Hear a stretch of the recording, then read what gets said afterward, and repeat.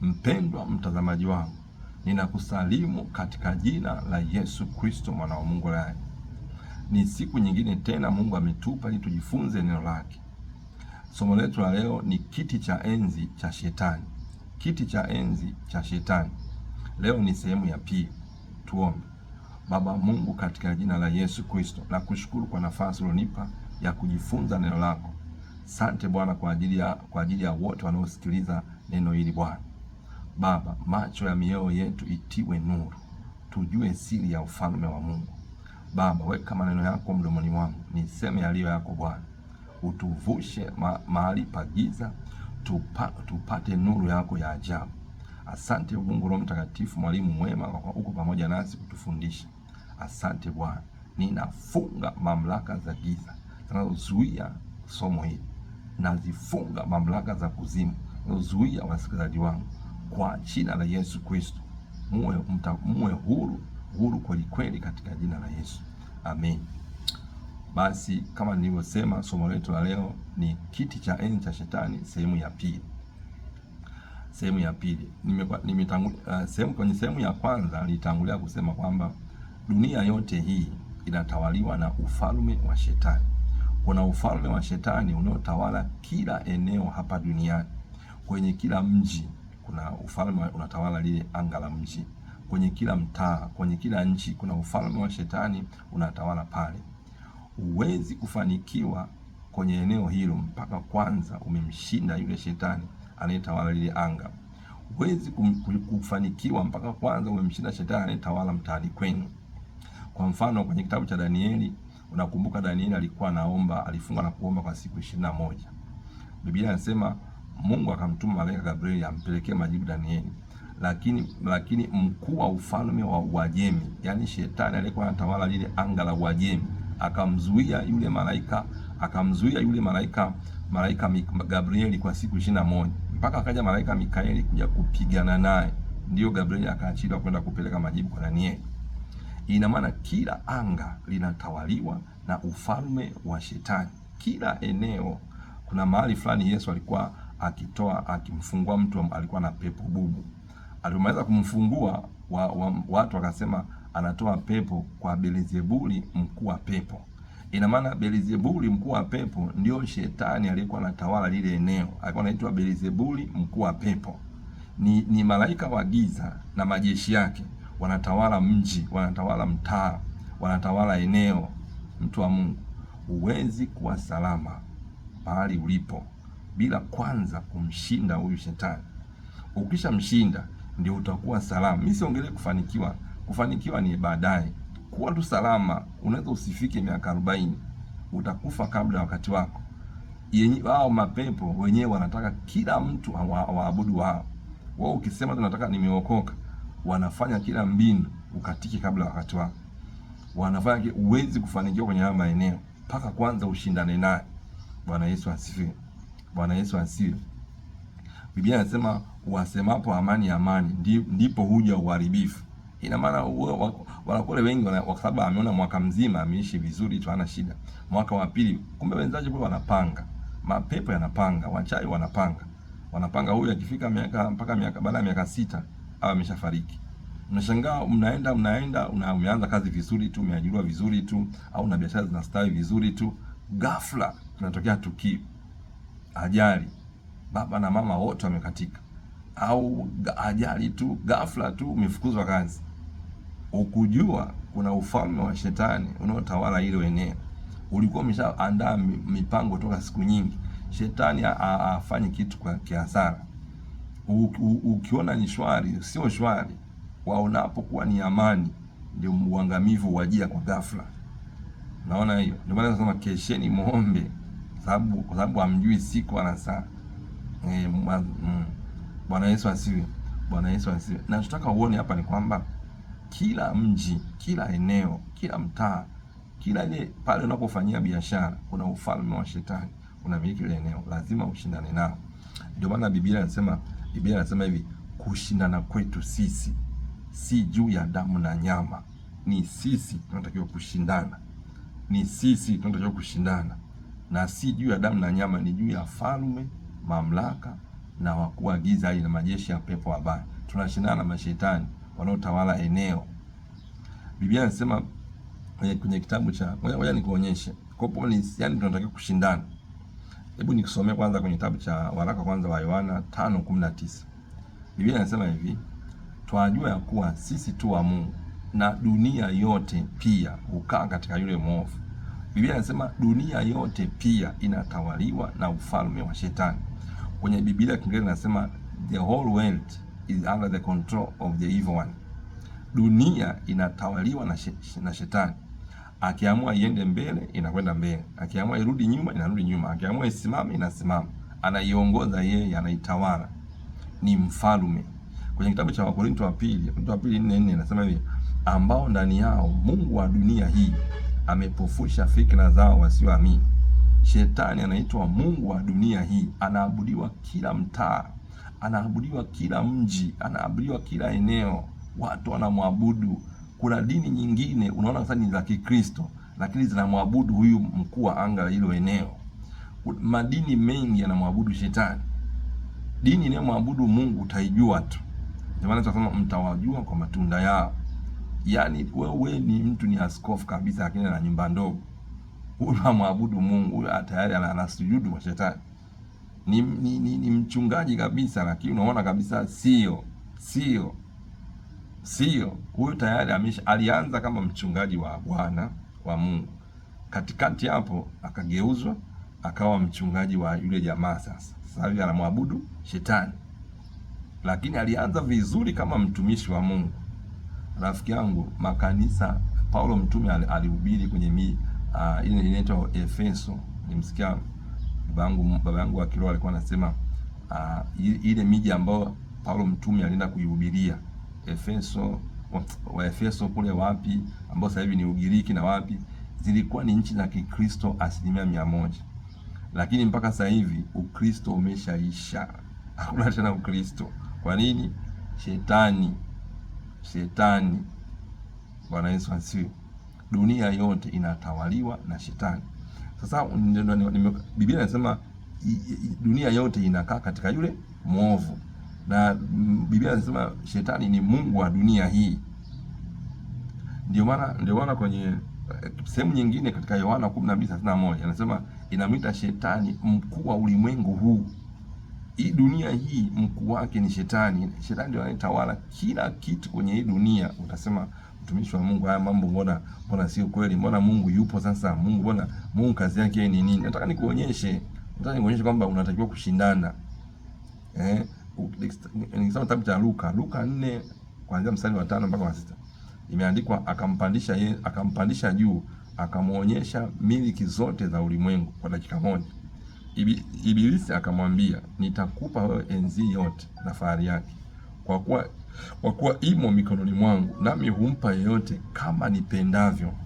Yaani shetani anamwambia Yesu, enzi na fahari za dunia hii, utajiri wa dunia hii, mamlaka za dunia hii ziko mkononi mwangu, na mimi huwa nampa yeyote kama nipendavyo. Na Yesu akusema hapana, sio kweli. Shetani hii enzi na fahari, ukisoma kwenye Biblia ya Kiingereza hili andiko, hilo neno enzi na fahari imeandikwa authority.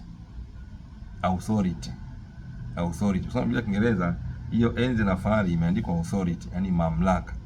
Yani shetani anasema hivi, mamlaka ya kuitawala hii dunia na mali zake na fedha zake na watu wake imo mkononi mwangu, na mimi huwa nampa mtu yoyote kama nipendavyo.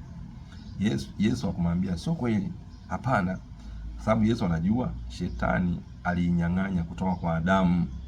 Mungu alimpa Adamu mamlaka ya kuitawala hii dunia. Nimekwambia kiti cha enzi maana yake ni mamlaka ya kiroho kwa ajili ya kutawala eneo.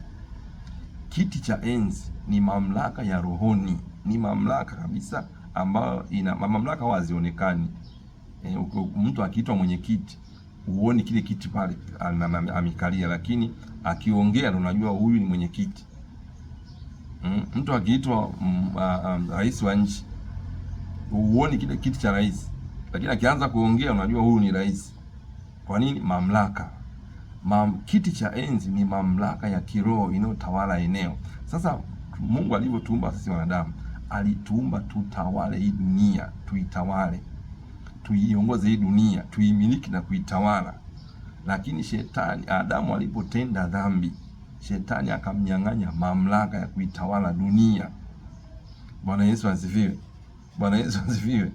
Ndio maana shetani anamwambia Yesu, mimi mamlaka yote ya dunia ninayo mimi, na mimi nampa naye mtaka. Kwenye kitabu cha Mwanzo 1:26 anasema, imeandikwa hivi: Mungu akasema, na tumfanye mtu wa mfano wetu, kwa sura yetu, wakatawale samaki wa baharini na ndege wa angani na wanyama wa nchi yote pia na kila chenye kutambaa. Yaani sisi binadamu tuliumbwa ili tutawale juu ya nchi yote, tutawale baharini, tutawale na angani. Ndio tulipewa mamlaka na Mungu ya kutawala. Ndio maana Adamu kabla hajatenda dhambi aliwapa majina wa viumbe wote duniani. Ile jina la simba alitoa Adamu, jina la swala alitoa Adamu, majina hiyo. Hata jina la mwanamke, huyu alitoa mwanamke, huyu mwanamke alitoa Adamu, na kila jina alilolipa Adamu likawa ndio jina lake mpaka leo, mpaka kesho, kwa sababu Adamu ndo alikuwa mmiliki na mtawala wa hii dunia. Ila alipotenda dhambi tu, shetani akamnyang'anya ile mamlaka ya kuitawala dunia, akawa nao yeye. Yesu alipokuja duniani, Biblia inasema alikuja ili kukomboa kilichopotea. Kilichopotea kinachosemwa hapa ni ile mamlaka ya kuitawala dunia, yaani kurudisha tena ufalme wa Mungu duniani. Kwa sababu Adamu alipokuwa anaitawala dunia, alikuwa ameketi kwenye kiti cha enzi cha Mungu. Yaani mbingu ni kiti cha enzi cha Mungu. Sasa Adamu alikuwa ameketi pamoja na Mungu. Ndio maana Yesu anasema, yeye ashindaye nitampa kuketi pamoja nami kwenye kiti changu cha enzi.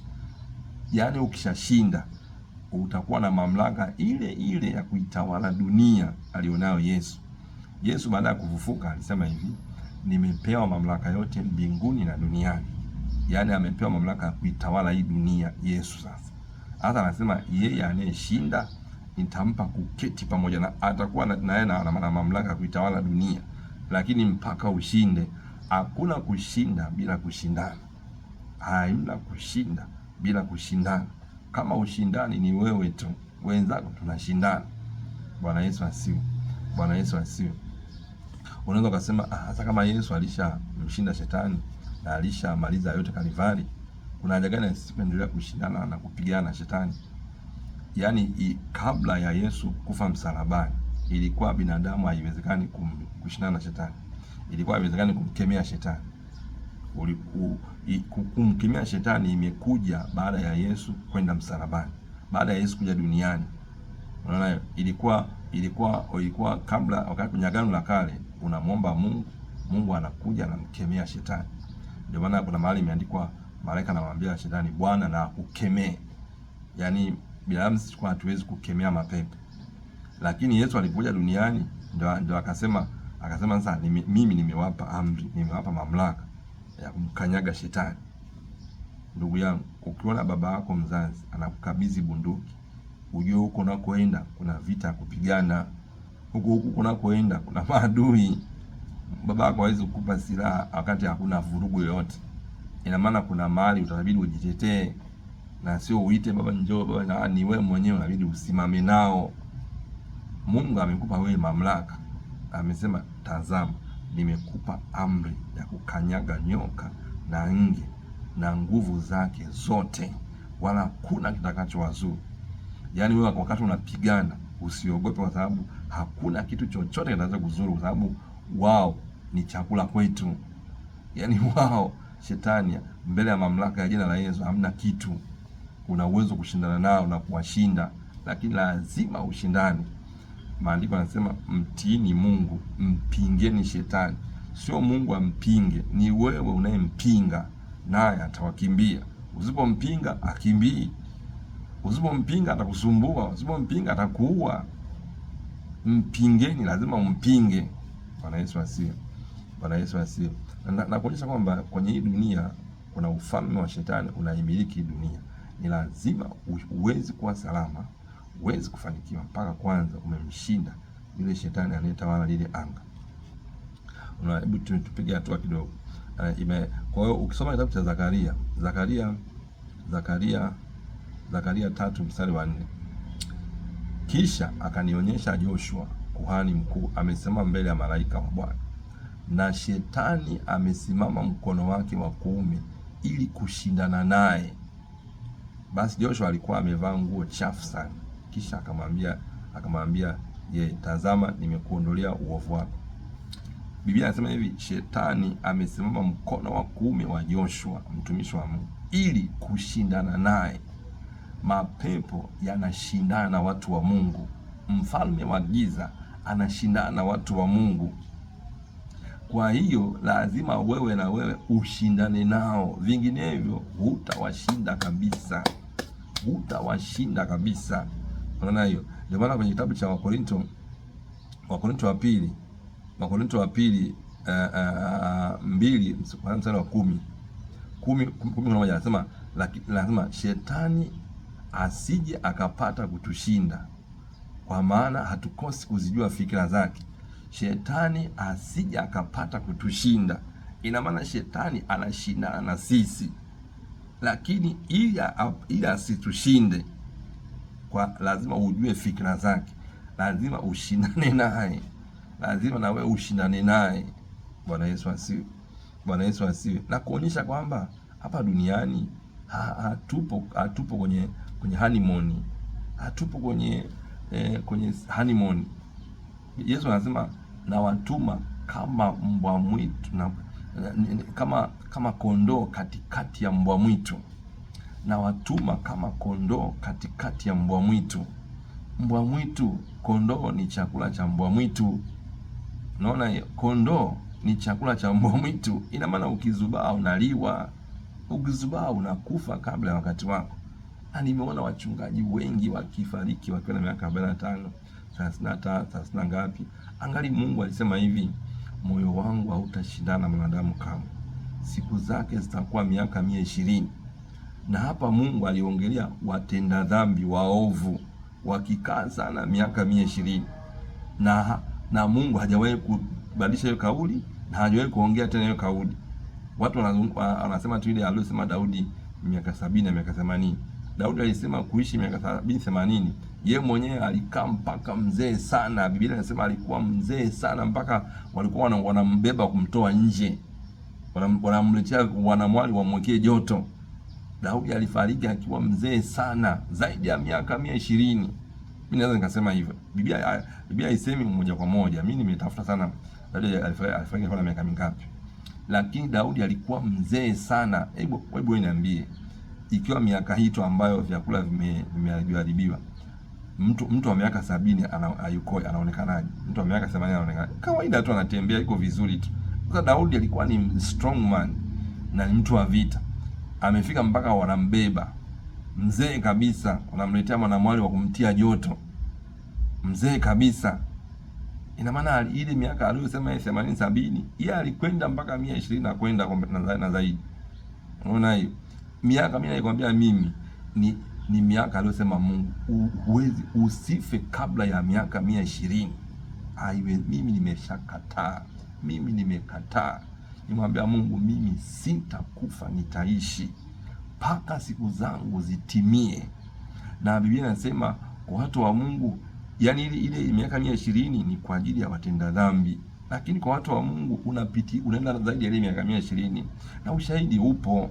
Ibrahimu, maneno ya Mungu aliyasema wakati wa Nuhu. Ibrahimu hajazaliwa kabisa, wala Isaka hajazaliwa wakati wa Nuhu, lakini Ibrahimu mwenye haki aliishi miaka 175, alipita ile 120. Isaka mwenye haki aliishi miaka 180, Yakobo miaka 147, Musa miaka 120. Inakuwaje wewe miaka 50 tu ushakuwa mgonjwa legelege, yani sukari, pressure, unachechemea na upo kanisani? Usiposhindana na huyu shetani mkuu wa anga, rafiki yangu, utakuwa vile vile walivyokupangia, utakuwa vile vile shetani anavyosema.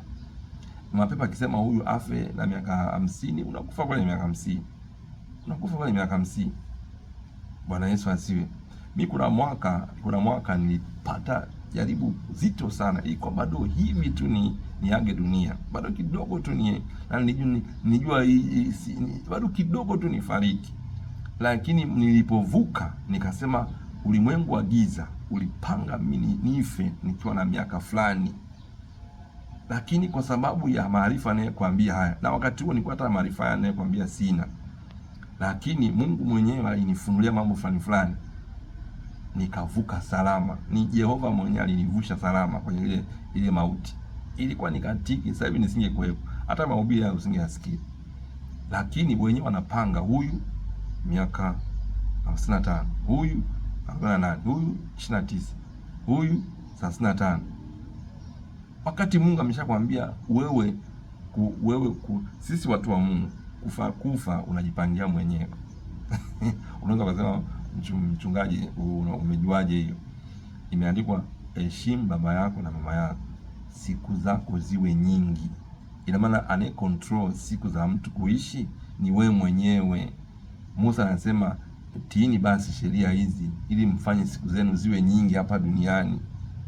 Unaona hiyo? Ina maana ni we mwenyewe unayeamua siku zako ziwe 200, ziwe miaka 200, miaka 300, miaka 150. Ni we mwenyewe, kwa sababu yule roho wa uzima yuko ndani yako, anautia uzima mwili na roho yote, unakuwa mzima tu, unakuwa mzee lakini mzima. Mzee lakini unaenda kwenda vitani, upo yani. Upo. Hufi rafiki yangu, hufi. Mimi nimeshakataa, sifi kabla wakati wangu. Bwana Yesu asifiwe. Lakini la kwanza lazima ushindane na hawa kuanga la eneo. Kuna kushindana.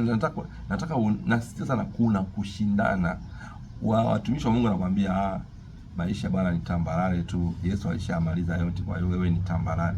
Na nikikwambia kuna kushindana, sikutishi kwamba ni maisha ya kiroho yatakuwa magumu sana. Hapana. Vita yetu sisi ni nyepesi kwa sababu Yesu alishaishinda. Yaani sisi vita tunayopigana sisi ni nyepesi kweli, ila kwa sababu haupigani kabisa ndio maana unapata madhara. Ni nyepesi kupigana kuliko ambavyo Yesu asingekuja duniani. Ni nyepesi kweli, ni rahisi mno kuipigana. Na ninapokuambia kupigana usifikiri nakwambia hapa ukang'oe mita ubebe magogo. Hamna. Sio, ni kwa sababu tu ujui. Nataka kuonyesha kitu fulani. Unaona hiyo? Kwa hiyo nini? Ni mashetani wanashindana na wewe. Biblia inasema kwenye kitabu cha Zakaria, shetani amesema mkono wa Joshua wa kuume ili kushindana naye.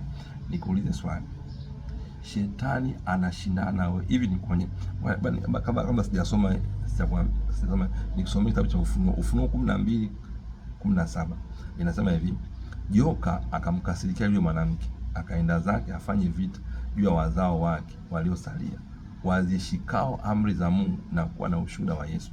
Joka ni shetani, ametoka aende afanye vita na watu wanaozishika amri za Mungu, watu waliookoka, watu wenye ushuhuda wa Yesu.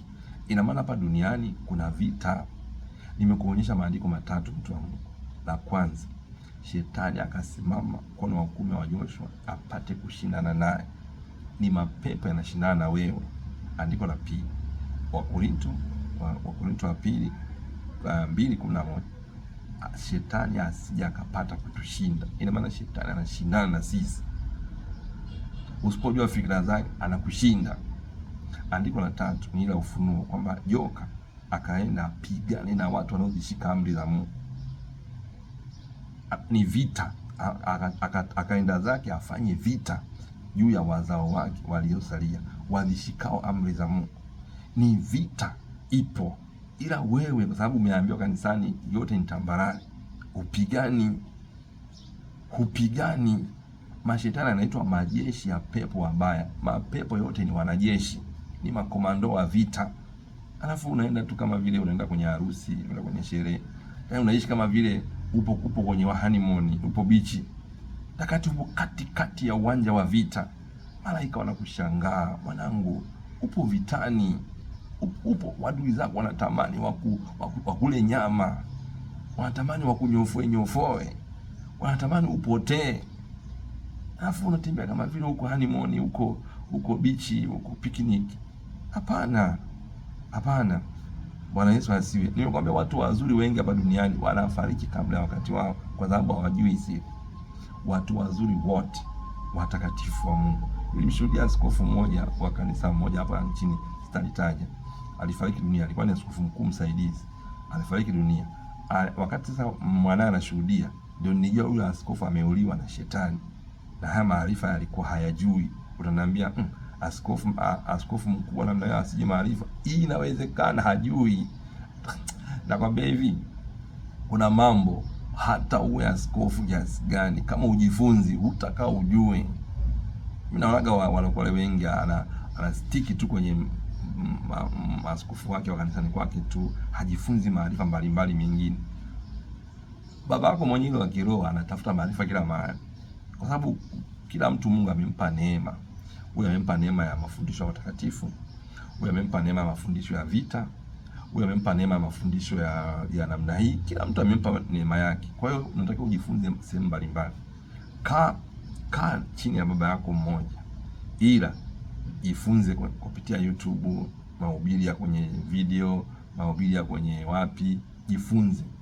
Au unasikiliza mahubiri kwenye televisheni, kwenye radio, kwenye wapi, sikiliza. Huku unasikiliza, unafuatilia mahubiri ya baba yako wa kiroho. Usihame kanisa uliopo, ila sikiliza mahubiri mbalimbali. Bwana Yesu asifiwe. Ili uwe na maarifa mengi zaidi. Yule askofu alikuliwa na shetani kabisa. Aliuliwa na mapepo. Alafu kifo alichokufa yule askofu ndio kifo ambacho nilitaka kufa mimi. Na nilitaka kufa kwa sababu nilikuwa sijui. Katikati ya karibia nataka kufariki, ndio Mungu akaninong'oneza kitu fulani. Nilipokifanya tu, ili yale mapepo yalirudi nyuma yote. Yalirudi nyuma yote, mauti ilirudi nyuma yote. Yote ilirudi nyuma, nikatoka salama kabisa. Lakini ni Roho Mtakatifu alininong'oneza tu. Nadhani Mungu alinihurumia tu. Sio kwamba eti nilikuwa na, sababu nilikuwa sina maarifa ninayokuambia sasa hivi. Nilikuwa sina sana. Lakini alinong'oneza tu kitu fulani, nikakifanya, nikatoka salama kabisa. Yule askofu alifariki vile vile, alienda mazingira yale ndio nilikuwa nakwenda mimi, lakini yeye mwenzangu akapitiliza, akafa. Nini? Maarifa. Hana maarifa. Ni kuna kupigana, kuna kushindana. Yaani cha kwanza ujue wapo, cha kwanza. Alafu ujue wanashindana na walokole. Mapepo hayapigani na walevi. Mapepo hayapigani na wavuta bangi. Mapepo hayapigani na makahaba. Mapepo yanapigana na walokole, watu wanaomcha Mungu. Ndio mnao wa disturb, wanawaita stubborn. Wataka hata kukuona. Ndio maana utashangaa tu mtu anakuchukia tu, lakini hakujui. Ni mapepo yataka hata kukuona. Lakini ukiwa na maarifa haya, safi kabisa. Yaani wewe utaishi salama kabisa. Bwana Yesu asifiwe. Bwana Yesu asifiwe. Imekuonyesha kwamba shetani anashinda. Sasa ni kuonyesha vita tulionayo sisi. Vita tulionayo sisi sio vita kwa ajili ya kupata gari. Hiyo ni vita ndogo sana. Vita tulionayo sisi sio vita kwa ajili ya upate mchumba. Hiyo vita ndogo. Hiyo ni vita ndogo sana. Vita tulionayo sisi sio vita ili uwe tajiri. Hiyo vita ndogo sana. Vita tulionayo sisi sio vita ili uolewe. Hiyo vita ndogo sana. Vita tulionayo sisi sio vita ili huduma yako ipanuke iwe kubwa. Hiyo vita ndogo sana. Vita tulionayo sisi ni vita ili usitende dhambi. Vita hii ndio vita kubwa kuliko vita zote, na ndio vita pekee ambayo shetani anapambana nayo na watu wa Mungu. Ni vita ili utende dhambi. Wewe unapigana ili usitende dhambi, na kila unapotenda dhambi ujue shetani amekuweza. Yaani umepigwa mweleka, yaani umekushuti, umekupata. Yaani umepiga na imekupata. Yaani kila unapotenda dhambi, ina maana mitego yao imefanikiwa. Walitega wakafanikiwa. Ngoja nikuonyeshe kitu fulani hapa.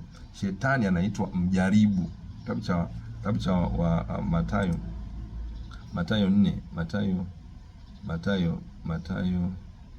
Mathayo 4 mstari wa 3 nadhani.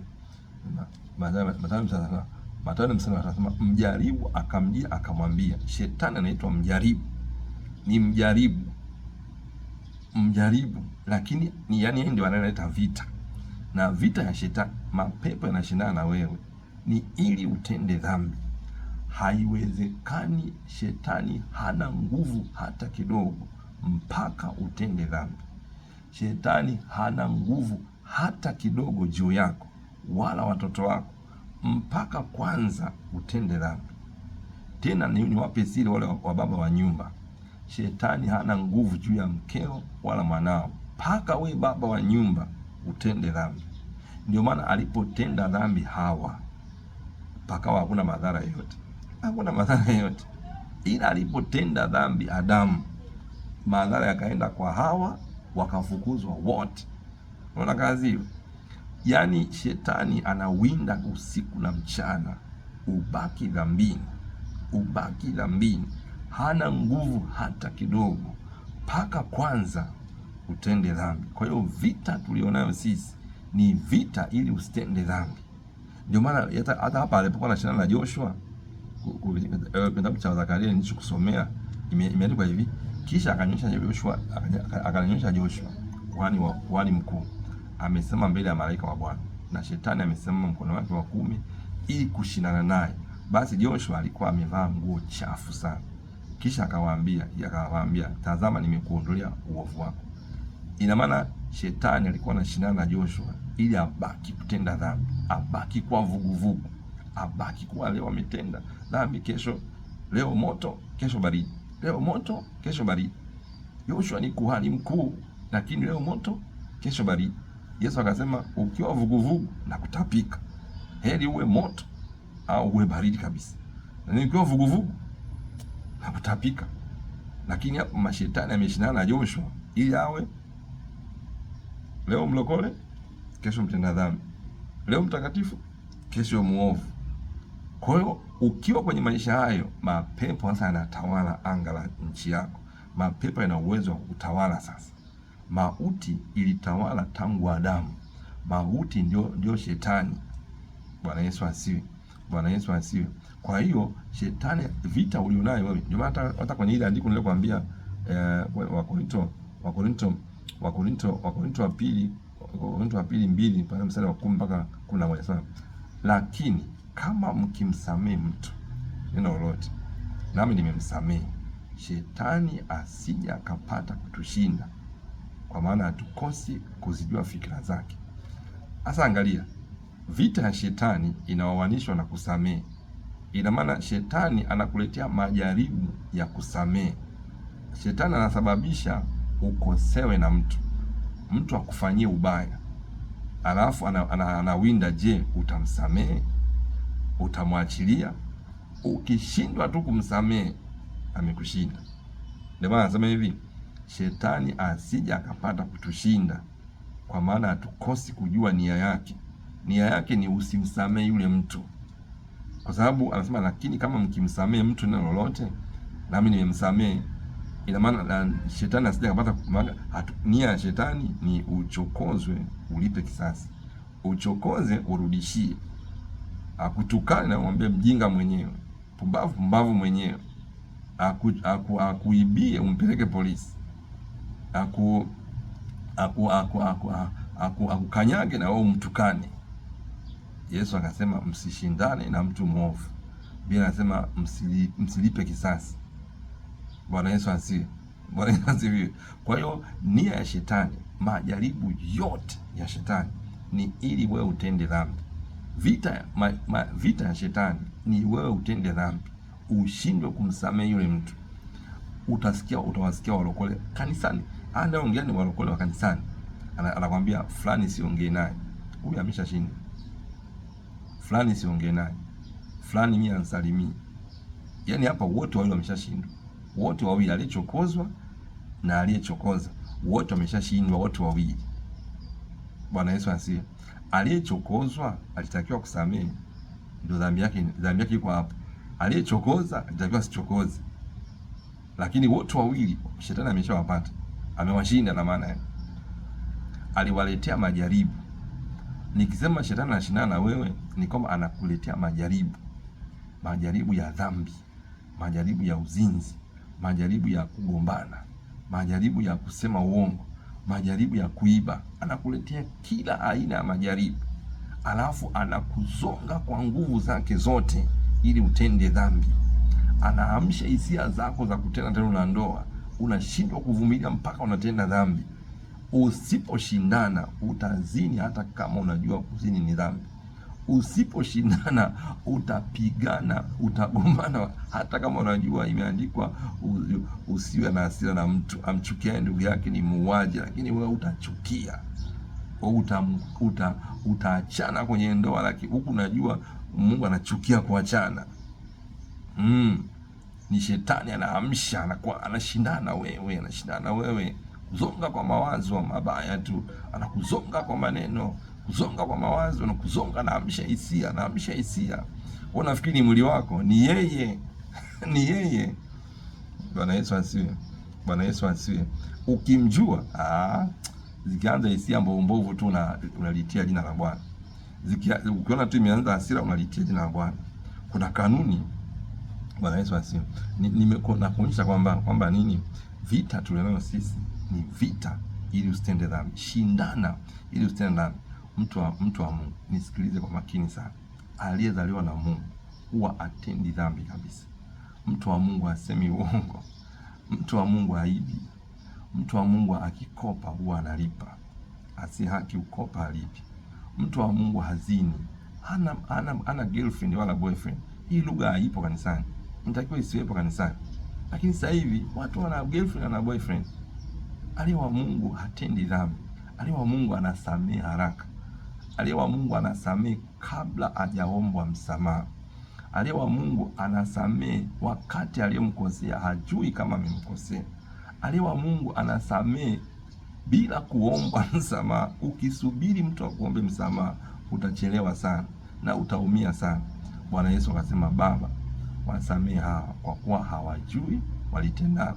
Yesu aliwasamehe waliokuwa wanamsulubisha kabla wale jamaa hawaja kumwomba msamaha. Unaona hiyo? Stefano akasema, Baba, usiwahesabie dhambi hii. Stefano aliwasamehe watu waliokuwa wanamuua kwa mawe, akawaombea msamaha kwa Mungu.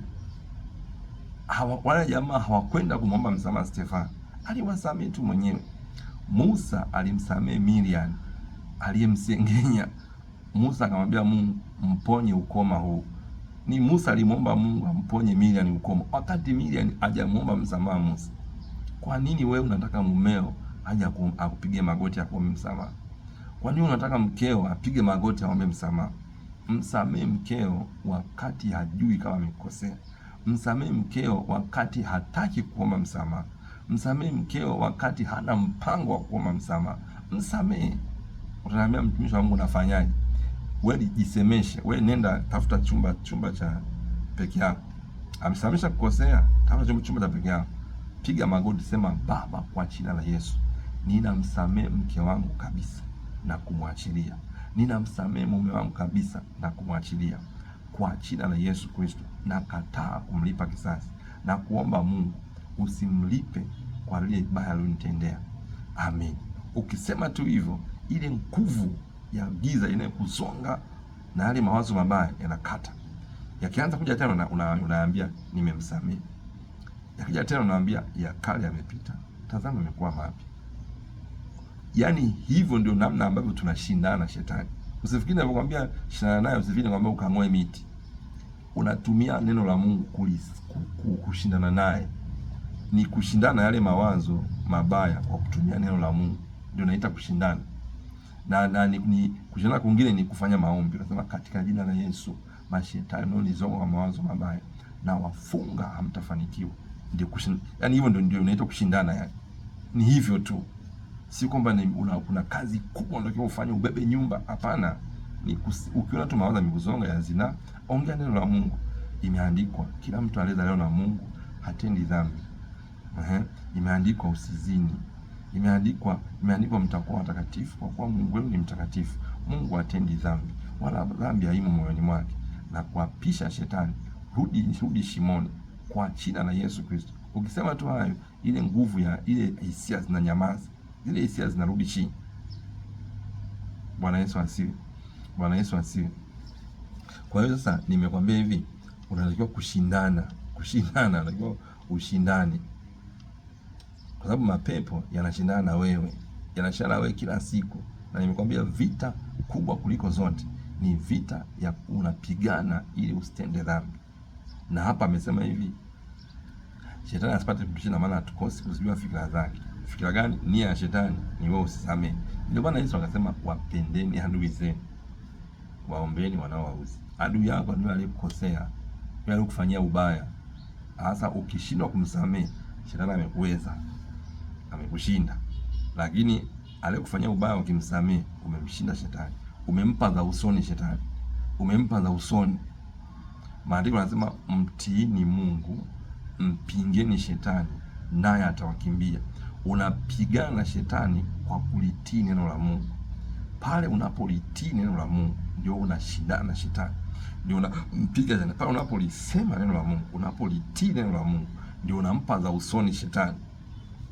Bwana Yesu asifiwe. Kwa sababu yeye anakuzonga ili utende dhambi. Bwana Yesu asifiwe. Bwana Yesu asifiwe. Nimekwambia kwamba tunashindana, lakini ni kwa neno la Mungu, lakini lazima ujue yupo anashindana na wewe.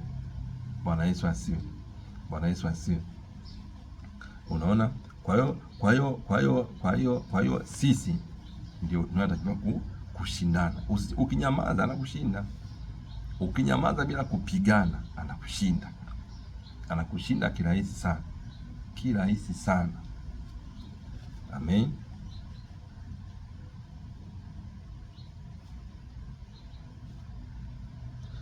Na nimekwambia mapepo, utaniambia maana kwamba sasa maana mwili wangu ndio nifanye zini, na mwili wangu ndio unanifanya ni na tamaa kitu fulani.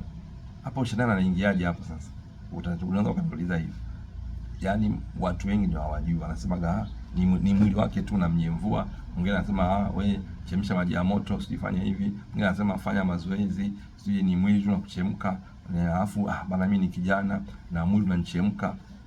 Ni mashetani asilimia 100. Ni mashetani wanashindana na wewe ili utende dhambi. Nielewe hiki tunakwambia. Biblia inasema hivi kwenye kitabu cha Luka, nikisoma kitabu cha Luka 22:28, inasema hivi, shetani akamuingia Yuda aitwaye Iskarioti, akaondoka akaenda kusema na wakuu wa makuhani na majemadari jinsi atakavyoweza kumtia mkononi mwao. Yaani Luka 22:3 inasema hivi, shetani alimuingia Yuda akamsaliti Yesu ili auawe. Kilichomfanya Yuda atende dhambi ya kumsaliti Yesu ni mapepo walimuingia, ni mashetani walimuingia, ni nguvu za giza zilimsukuma kwenda kumsaliti. Mimi ninachokwambia lazima ushindane na hizi nguvu za giza, lazima kusukuma kutenda dhambi. Vinginevyo utatenda dhambi bila kupenda. Lazima ushindane nao. Mungu akamwambia Kaini, mbona uso wako umekunjamana? Mbona una ghadhabu? Kwani usipotenda vema utapata kibali? Lakini usipotenda vema, dhambi iko mlangoni na kuotea, ya kupasa uishinde. Ina maana Mungu anamwambia Kaini hivi, mpaka sasa hivi hujatenda dhambi, lakini mapepo ya dhambi yanakuotea mlangoni. Shindana nayo. Usiposhindana nayo utatenda dhambi.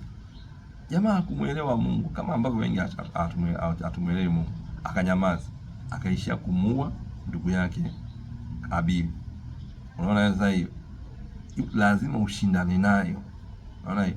Biblia inasema kwenye kitabu cha Hosea 5:4, matendo yao hayatawaacha kumgeukia Mungu wao, maana roho ya uzinzi imo ndani yao, wala hawamjui Mungu. Maandiko yanasema hivi, yaani roho ya uzinzi ni roho ya shetani, imo ndani yao na hawawezi kuacha zinaa, hawawezi kumgeukia Mungu wao, kwa sababu roho ya uzinzi inawakimbiza kufanya uzinzi. Ni pepo la zinaa linawakimbiza. Roho ya uzinzi ni roho ya shetani. Ukiona mtu hawezi kuacha zinaa, ana mapepo ya uzinzi, ana roho ya uzinzi inamkimbiza. Sasa hii roho ndio nataka uliitie jina la Bwana. Unaposikia hisia za tendo ndio zimeamka, lazima uanze kulisema neno la Mungu na kuliitia jina la Bwana. unashindana nao, lakini ukinyamaza utazini bila kupenda. Bwana Yesu asifiwe. Maandiko yanasema kitabu cha Matendo ya Mitume 5:3, Petro akasema, Anania, kwa nini shetani amekujaza moyo wako kumwambia uongo Roho Mtakatifu na kuzuia kwa siri sehemu ya thamani ya kiwanja? Petro akasema, Anania, kwa nini shetani amekujaza moyo wako kumwambia uongo Roho Mtakatifu? Anania aliahidi kwamba akiuza kiwanja atatoa hela kanisani. Alipouza shilingi milioni 3, akaamua kuleta milioni 2. Alafu akasema, bana, nimeuza milioni 2. Sasa Petro anamwambia hivi, kwa nini shetani amekujaza moyo wako kumwambia uongo Roho Mtakatifu? Ina maana kilichomfanya Anania aseme uongo ni mashetani. Pepo alimshauri, alipata mawazo. Shetani alimletea mawazo ya kusema uongo. Kila anayesema uongo ujue ameshauriwa, amesukumwa na shetani kusema uongo. Biblia inasema shetani ni muongo na baba wa uongo. Ina maana uongo wote unatoka kwa shetani, ni roho ya shetani. Kwa hiyo na kuonyesha kama nguvu za giza zinaweza kumsukuma mtu atende dhambi. Shetani anashindana na wewe ili utende dhambi, kwa sababu usipotenda dhambi, shetani hana nguvu hata kidogo. Hawezi kabisa kukuzuia, hawezi kabisa kukuzuia. Bwana Yesu asifiwe. Yaani ukishinda vita ya dhambi, dunia hii utaishi kana kwamba uko mbinguni. Dunia hii utaishi kana kwamba uko mbinguni. Kwa sababu ngoja nikupe siri moja. Adamu aliishi pamoja na shetani kwenye bustani ya Edeni miaka mingi mno, japokuwa Biblia haisemi alikaa naye muda gani, lakini Adamu aliishi na shetani kwenye bustani ya Edeni miaka na miaka, ni mpaka alipotenda dhambi ndio ikawa shida. Alright. Ukisoma kitabu cha Ezekiel, unajua kabla dunia haijaumbwa, shetani alikuwa tayari ameshamwasi Bwana na alikuwa ashatupwa. Yaani kabla hii dunia haijaumbwa hii, shetani alikuwa tayari ameshamwasi Mungu na alikuwa ameshatupwa. Unaona hiyo? Kwa hiyo unaona, nimekuambia kwamba shetani alikuwepo kwenye bustani ya Edeni kabla Adamu hajaumbwa kwenye dunia. Na nimekuambia kwamba shetani alikuwepo kabla hii dunia haijaumbwa. Unaona hiyo? Kwa hiyo shetani aliishi na Adamu. Adamu ameumbwa, shetani yupo. Kwa hiyo waliishi pamoja kwenye bustani ya Edeni miaka mingi sana bila madhara yoyote,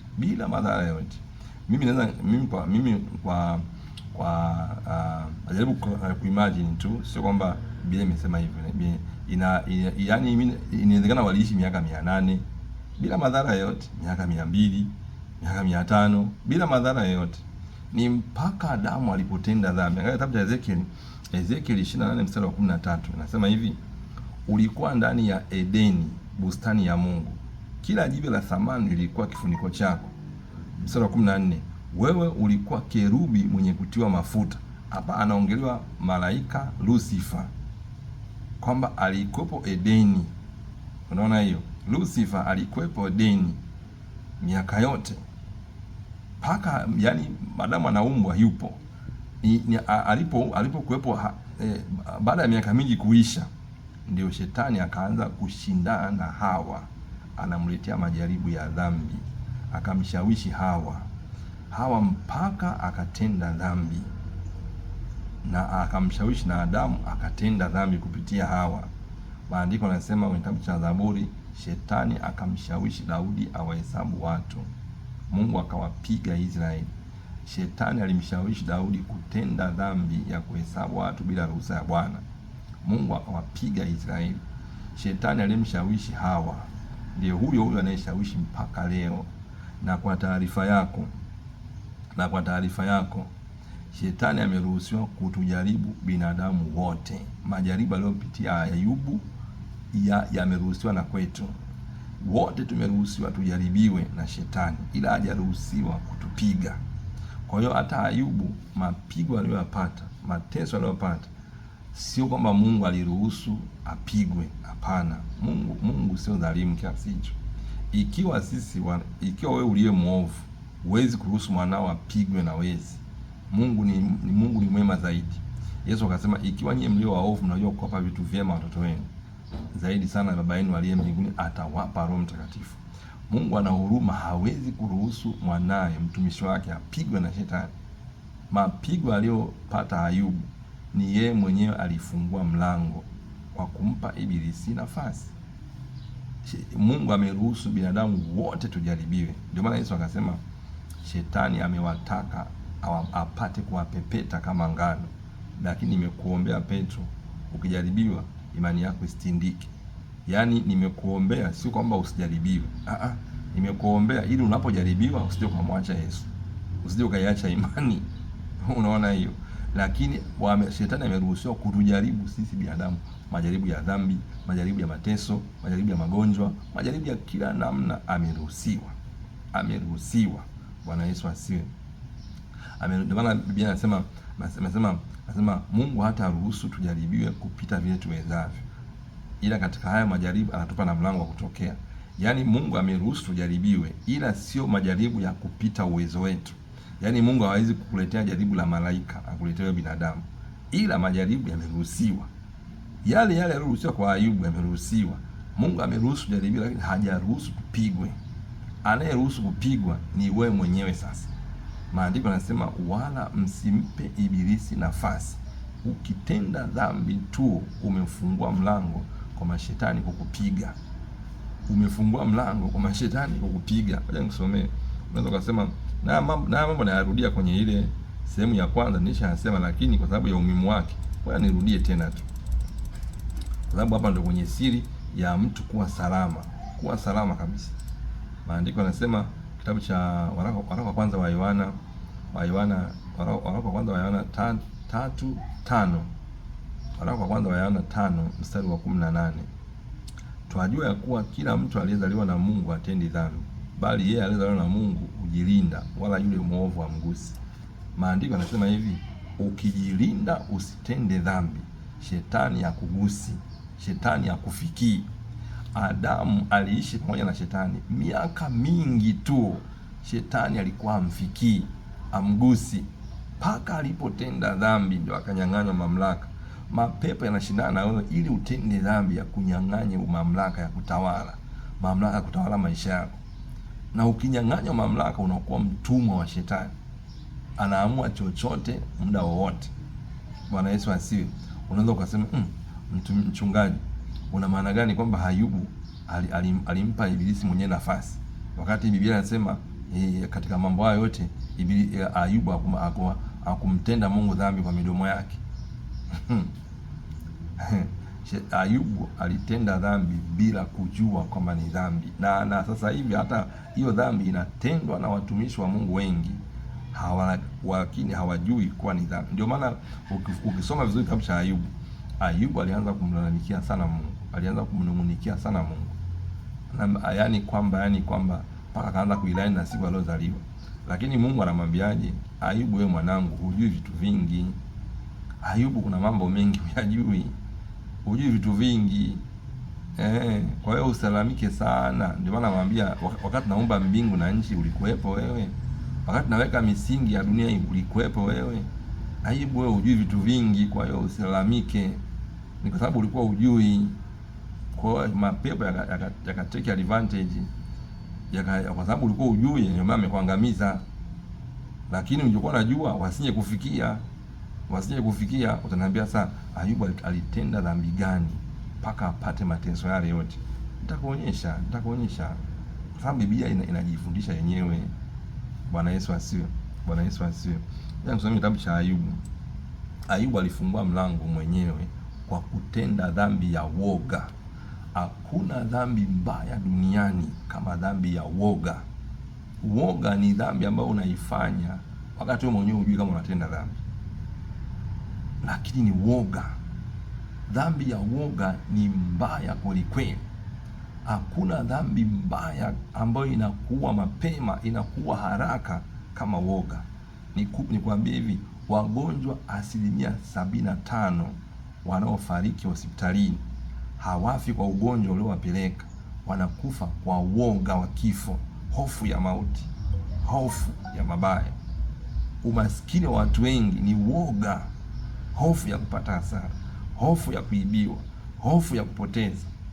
Hofu ni dhambi. Biblia inasema waoga, wazinio na nini, sehemu yao ni katika ziwa la moto. Ina maana hofu ni dhambi, woga ni dhambi. Mungu hakutupa roho ya woga, bali ya nguvu na ya upendo na moyo wa kiasi. Woga ni dhambi mbaya kuliko unavyofikiri. Sasa shetani aliporuhusiwa kumjaribu Ayubu, alianza kwa kumtisha. Alimtisha kwenye ndoto, alimtisha kwenye maono.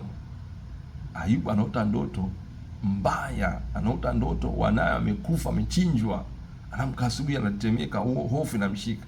Anaota ndoto mali zake zimeibiwa, yaani anatetemeka, anajikaa hivi, anaona maono.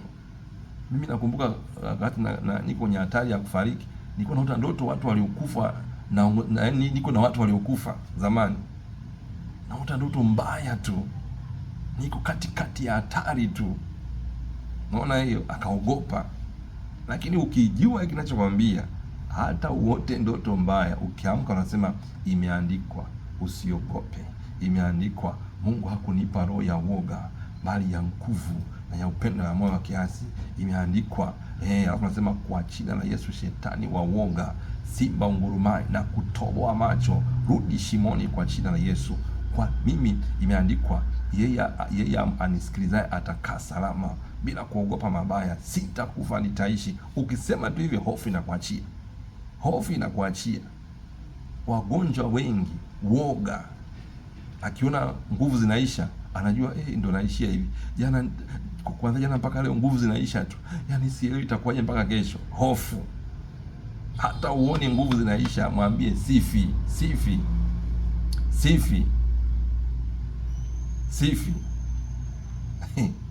Usiogope kabisa. Sasa Ayubu kitabu cha Ayubu 14 mstari wa Ayubu 7 mstari wa 13. Ayubu sura ya 7 mstari wa 14 nasema hivi: ndipo unitishapo kwa ndoto na kunitia hofu kwa maono. Mapepo yalianza kumtisha kwa ndoto mbaya. Unaota ndoto, watu wengi nawasikia wanasema nimeota ndoto mbaya, alafu anahuzunika kutwa nzima. Hofu, woga.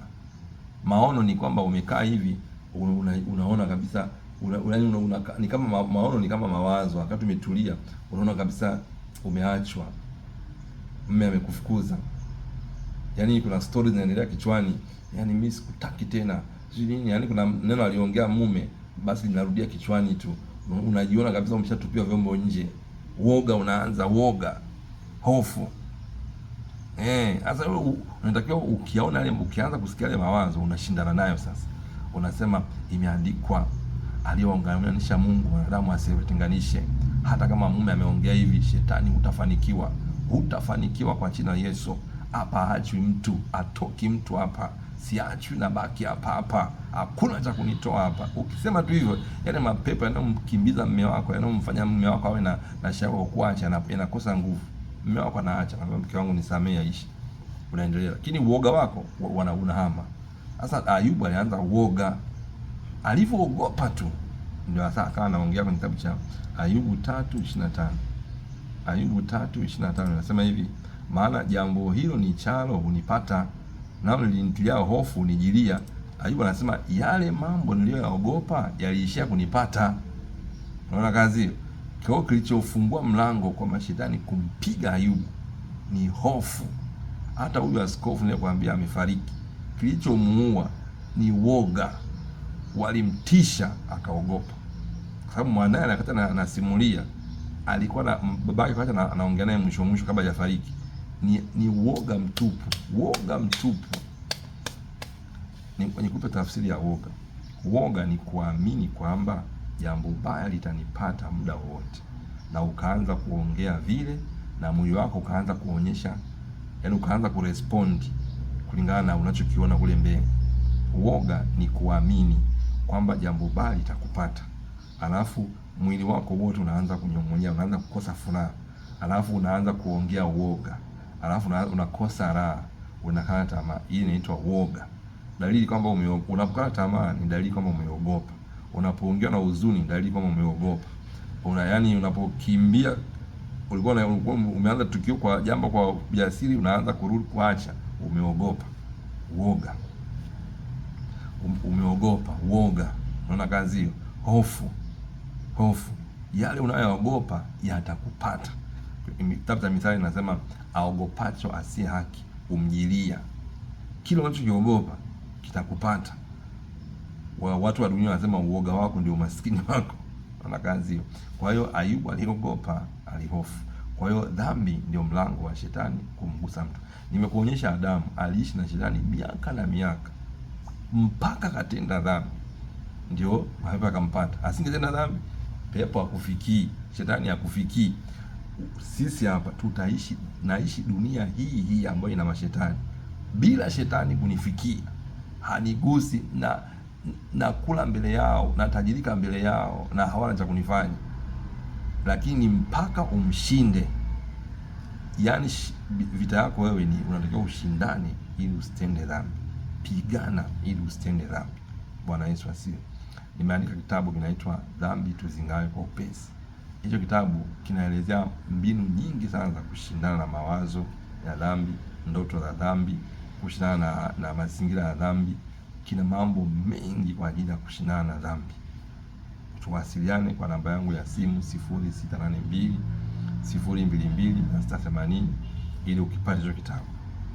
0682 022 680 ndio namba yangu ya simu. Tuwasiliane nikupatie hicho kitabu kizuri sana kwa ajili ya kushindana na mashetani wa dhambi. Nikuonyeshe mtu mwingine ambaye aliishi kwenye dunia hii tulionayo bila shetani kumgusa. Alishindana akashinda bila shetani kumgusa. Yesu alisema hivi kwenye kitabu, alisema hivi, iwaje mkuu wa ulimwengu lakini hana kitu kwangu. Yaani Yesu aliishi kwenye dunia. Usiseme kwa Yesu alikuwa mwana wa Mungu, alikuwa yeye ni Mungu. Yesu aliishi kama binadamu, alikuwa binadamu kama sisi. Lakini shetani hakumgusa kwa sababu nini? Alikuwa atendi dhambi. Maandiko yanasema alijaribiwa sawa sawa na sisi katika mambo yote bila ya kufanya dhambi. Majaribu yote aliyapitia Yesu. Jaribu la uzinzi, jaribu la uasherati, jaribu la kuiba, jaribu la kusema uongo, jaribu la woga. Yesu ndiye aliyesema msiwaogope wao mwili wasiweze kufanya zaidi. Yesu ndiye aliyosema hayo. Sasa jaribu la woga kuliogopa. Yesu hakuogopa chochote. Alikuwa sio muoga. Na kazi hiyo alijaribiwa kila jaribu. Majaribu yote tunayopitia sisi Yesu alipitia bila kufanya dhambi. Ndio maana shetani alikuwa hana kitu kwake kabisa. Shetani alikuwa wanapishana barabarani kama mtu na kama watu tu hivi. Ndio utakavyokuwa wewe baada ya kunielewa vizuri somo. Yaani utapishana na wachawi, mashetani, majini, hawakufanyi chochote. Yaani hawana cha kukufanya. Bwana Yesu asifiwe. Haupigwi mpaka ufungue mlango, wala msimpe ibilisi nafasi. Ni mauti iliwafikia watu wote kwa sababu watu wote wamefanya dhambi. Usipofanya dhambi, mauti haikufikii. Yesu akasema mtu akilishika neno langu hataona mauti milele. Hufi, upigwi. Mauti maana yake magonjwa, matukio mabaya hayakufikii. Kuna mahali, kwa hiyo nimekuonyesha Adamu aliishi pamoja na shetani bila madhara yote mpaka alipotenda dhambi. Yesu aliishi pamoja na shetani hapa duniani mpaka mwisho bila madhara yote. Na kuonyesha mtu mwingine ambaye aliishi na shetani kwa kipindi fulani bila madhara yote. Ayubu huyu mwenyewe, Ayubu huyu, Mungu anamuuliza shetani, umetoka wapi shetani? Ibilisi anamwambia nimetoka duniani kuzunguka. Anamwambia umemwona mtumishi wangu Ayubu? Akasema unafikiri Ayubu anakupenda bure? Wewe umemzingira pande zote kwa ukigo, mali zake umezibarikia. Ina maana shetani alijaribu kila mbinu kumpiga Ayubu, ikashindikana kabisa. Alijaribu kila njia ya kumpiga Ayubu. Shetani alitumia kila njia ili kumshusha chini Ayubu, ikashindikana kabisa. Alijaribu kupiga familia yake, ikashindikana. Kupiga mke, ikashindikana. Piga wafanyakazi, ikashindikana. Kila mbinu ikashindikana. Anamwambia Mungu, wewe umemzingira kwa ukigo pande zote, ndio maana anakupenda. Hebu ondoa ulinzi uone. ule ulinzi ule unaitwa ukigo, ule unaokuzunguka ule unaitwa neno la Mungu. Neno la Mungu ule ulitii ndio inaitwa ulinzi. Hujanielewa mtu wa Mungu? Yaani ukitenda dhambi unabomoa mwenyewe ule ukuta wa ulinzi. Biblia inasema tunalindwa na nguvu za Mungu kwa njia ya imani. Imani huja kwa kusikia neno la Kristo. Kwa hiyo neno la Mungu ndio ulinzi wako kuzunguka pande zote. Kila unapotenda dhambi unabomoa ule ukuta wa ulinzi. Abomoaye boma nyoka atamuuma. Dhambi inabomoa ule ukuta wako wa ulinzi. Ayubu alipoogopa, ukuta wake wa ulinzi ukabomoka, akatia down ule ukuta na pepo akamwingia akampata. Neno la Mungu ndio ukuta, ndio wigo kutuzunguka. Kuna Biblia inasema hekima ni ulinzi, kama ambavyo fedha ni ulinzi. Hekima ni neno la Mungu. Neno la Mungu linaitwa hekima. Yaani ukianza kulitenda neno la Mungu ndio inaitwa hekima, inaitwa akili. Na Musa akasema zishikeni basi sheria na hukumu za Bwana, maana hiyo itakuwa ndio akili yenu na hekima yenu mbele ya mataifa, mbele ya watu wa dunia. Ina maana akili na mnapoanza kulitii neno la Mungu ndio inaitwa hekima, inaitwa akili. Sasa jamaa ana akili sana, jamaa ana hekima sana. Unapoanza kulitii neno la Mungu ndio inaitwa hekima. Hekima ni utendaji wa neno la Mungu. Unapoanza kulitii neno la Mungu inaitwa hekima. Unaitwa mwenye hekima kwa sababu umelitii neno la Mungu. Unaona? Kwa hiyo nihitimisha hiki kipande, nisiendelee sana, kwamba vita yetu sisi ni unashindana ili usitende dhambi. Unashindana ili usitende dhambi. Na hata ukitaka kujua anayekwambia uhalisia wake, ukitaka kujua uhalisia wa haya anayekwambia kwamba vita yetu sisi ni unapigana ili usitende dhambi. Yesu akasema hivi, tafuteni kwanza ufalme wa Mungu na hayo mengine yote utapata kwa ziada. Kutafuta kwanza ufalme wa Mungu ni kutafuta kwanza usitende dhambi. Kutafuta kwanza ufalme wa Mungu ni kutafuta kwanza usitende dhambi. Kwa sababu Biblia inasema hivi, Yesu akasema hivi, tubuni maana ufalme wa Mungu umekuja. Tubuni ni maana acha dhambi ili ufalme wa Mungu uingie ndani yako. Acha dhambi ili uingie kwenye ufalme wa Mungu. Tubuni maana ufalme wa Mungu umekuja. Sasa watu wana tafsiri kama kuungama. Kutubu sio kuungama dhambi. Kutubu ni zaidi ya kuungama dhambi. Kutubu ni kuacha dhambi, ni kugeuka. Uko unaenda hivi na unaanza kwenda huko. Bwana Yesu asiwe. Tubuni maana yake acheni dhambi ili ufalme wa Mungu uingie ndani yenu, au ili nyinyi muingie kwenye ufalme wa Mungu. Kwa hiyo tafuta kwanza ufalme wa Mungu, ana maana pambana kwanza usitende dhambi.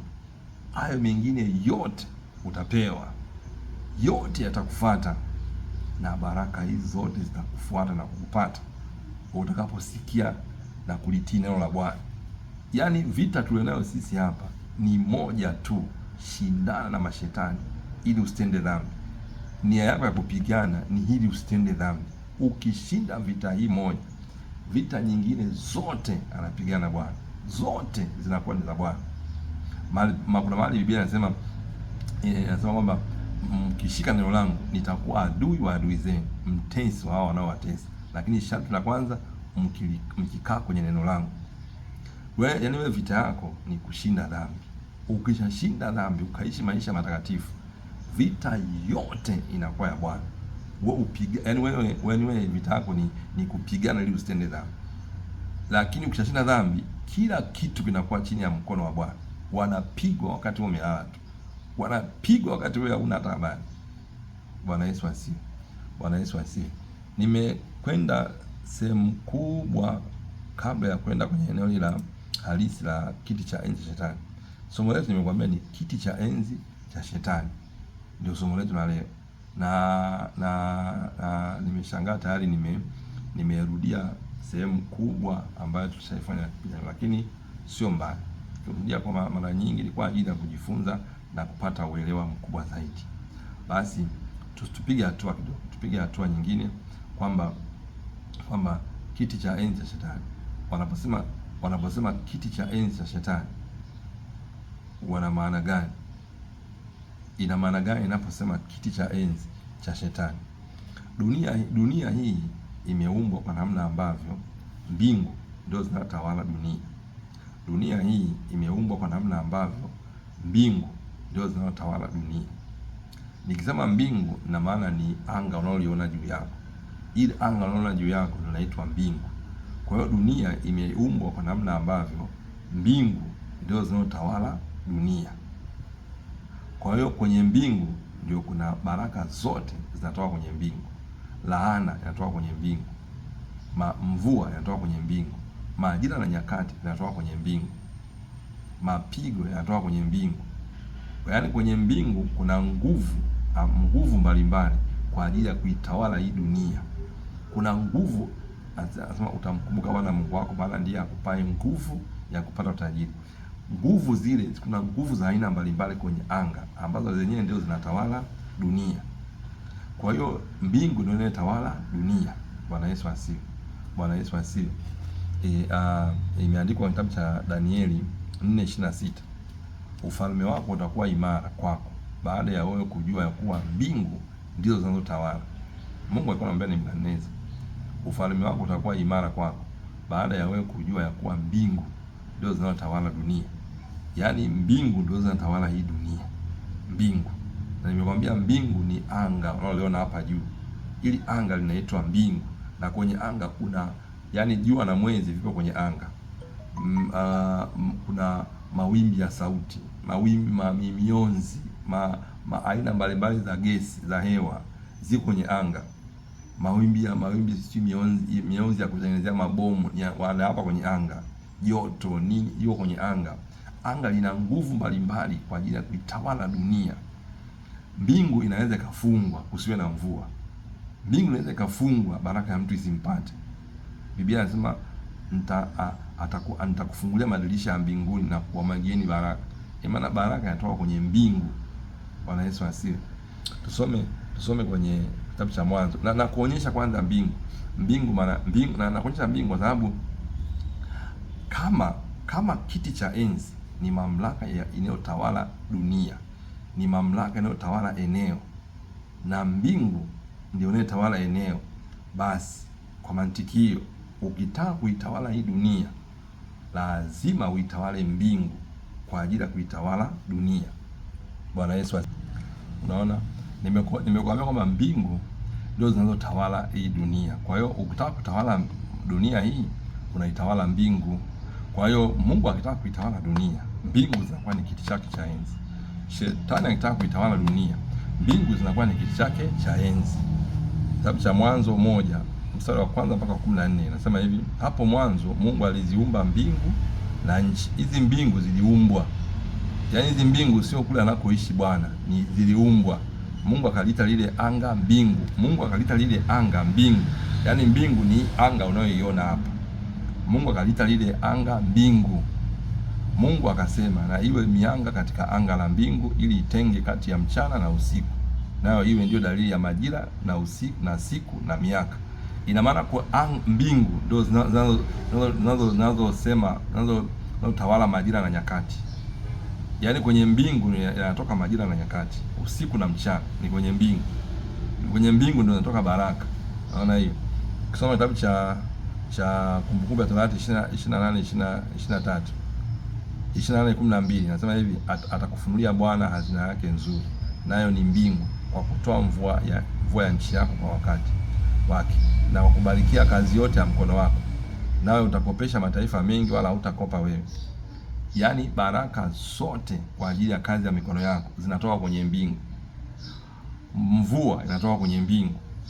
Kwa hiyo shetani akitaka kuitawala dunia na wote wakao duniani, mbingu zinakuwa kiti chake cha enzi. Yaani mbingu za mtaani kwenu zinakuwa kiti chake cha enzi.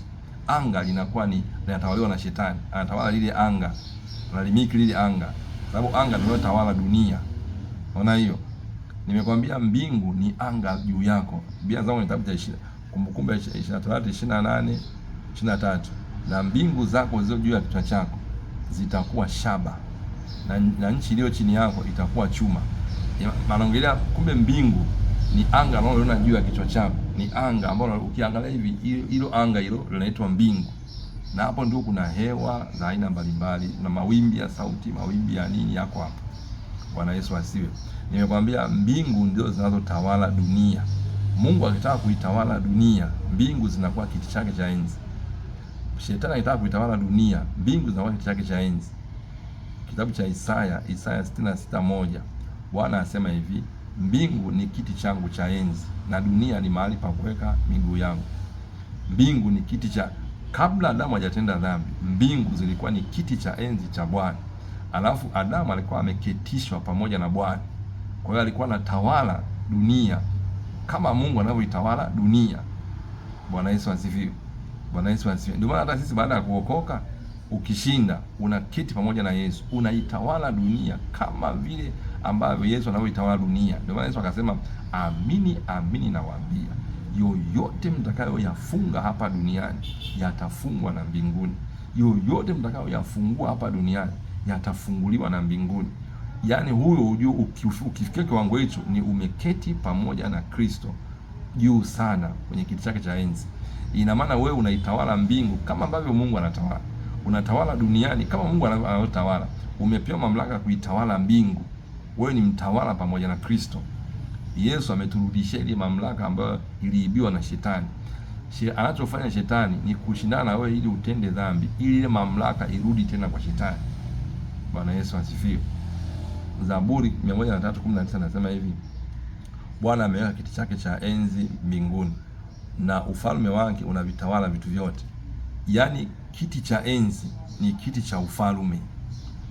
Bwana ameweka kiti chake cha enzi kwenye mbingu. Ufalme wa Mungu unatawala dunia yote. Shetani akikamata mbingu, ufalme wa shetani unatawala dunia yote. Mpendwa mtazamaji wangu, kwa leo naomba tuishie hapa. Tutaendelea kwenye sehemu ya 3 ambayo sitarudia tena kama nilivyofanya leo. Leo nimerudia ya jana na nimechukua muda mrefu sana. Kesho sehemu ya 3 itakuwa moja kwa moja kwenye mbingu kama kiti cha enzi cha shetani mpaka mwisho.